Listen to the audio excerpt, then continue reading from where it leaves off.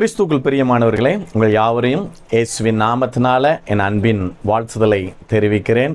இந்த நாளிலும் வேதத்தின் மூலம் கர்த்தர் நம்மோடு பேச இருக்கிற வார்த்தை யோபுவின் புஸ்தகத்தில் 42ஆம் அதிகாரம் 2வது வசனம் இவ்வண்ணமாய் சொல்லுகிறது.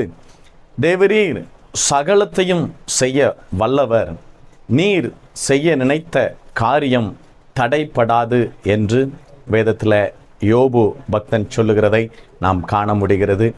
சகலத்தையும் அவர் செய்ய வல்லவர் என்கிறதை யோபு நன்கு அறிந்திருக்கிறார்.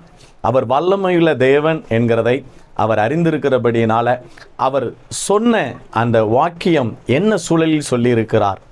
எல்லாவற்றையும் இழந்த ஒரு சூழலில் சொல்லியிருக்கிறார்.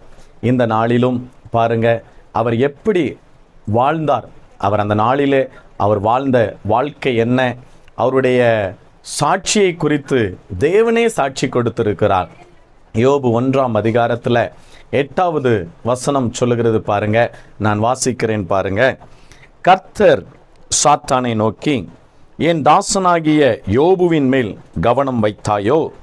உத்தமனும் சன்மார்க்கனும் தேவனுக்கு பயந்து பொல்லாப்புக்கு விலகுகிறவனுமாகிய அவனைப் போல் பூமியில் ஒருவனும் இல்லை என்றார்.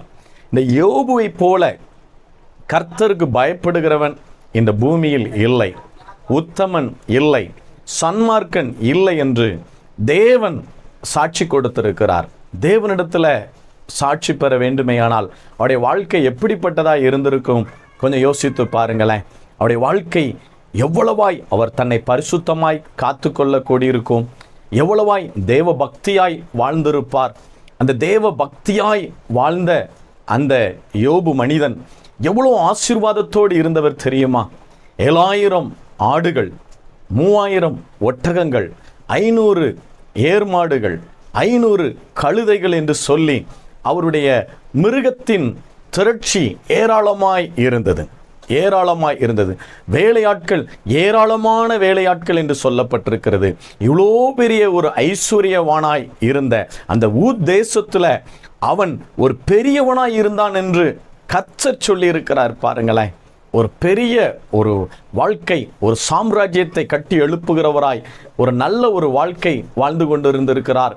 தேவ ஜனங்களுக்காயிருந்தாலும் சரி, அந்த கிராம ஜனங்களுக்காயிருந்தாலும் சரி, அந்த தேசத்து பட்டணத்தின் ஜனங்களுக்காயிருந்தாலும் சரி, நன்மை செய்கிறவனாய் இருந்தான் என்று யோபுவை குறித்து சொல்லப்பட்டிருக்கிறது.